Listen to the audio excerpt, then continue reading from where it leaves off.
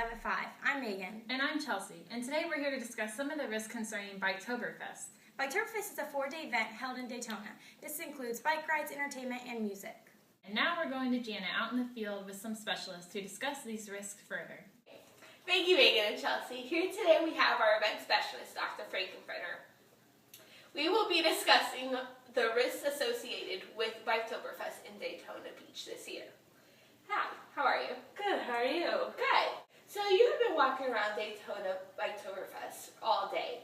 So do you see any risks associated with this event? Yes, I have. A few things that I've noticed. The bar. One of the bars I went in was super crowded.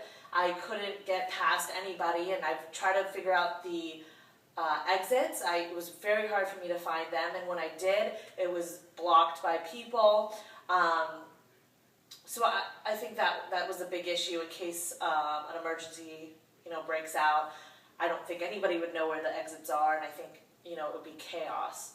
So that was one of them. The other one would be the general overcrowding on Main Street. When I was walking, I was touching people around me. Usually 25 square feet would be a good normal walking distance between me and the person in front of me. But clearly it was more like 3.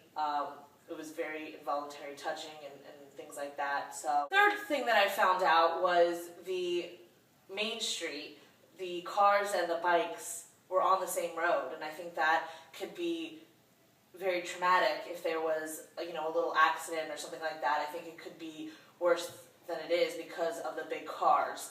My next question is, do you have any solutions or suggestions for the event for next year? Yeah, for the first one, the bar, I would have maybe a bouncer at each exit so you could easily find the exit, and making sure that the exits aren't blocked by people. Maybe have a bouncer in front of the club, clicking, making sure that they're not over capacity, and making sure that they have a good amount so it's not too crowded. The second one with the touching in the Main Street, I noticed it was pretty much like 4 blocks that were blocked off for the actual events. So maybe they could elongate that, maybe 10 blocks, so instead of more people in a smaller area, we could spread it out so there's more area to walk.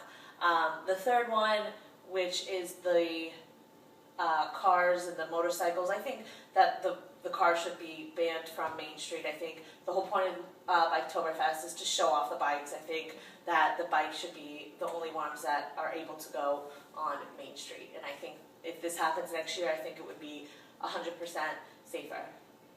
Thank you, Dr. Frankenfurter, for that wonderful insight. We see that you brought us some clips from your time at Daytona. Yes, I did. I took some videos to show what I was talking about. If we could please roll them, and I could, that would help understand what you were talking about. Yes, exactly. Perfect. Thanks. Can we roll the clips? Thank you.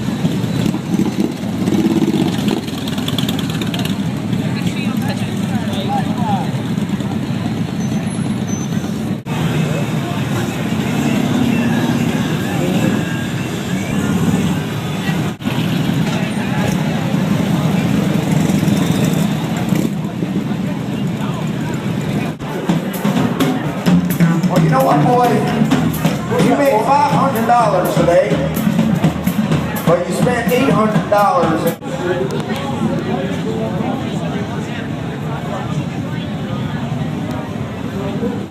Thank you, Janet, for the helpful insight. And if you're attending Biketoberfest, remember to watch out for those crowds and stay safe. Stay classy, Daytona.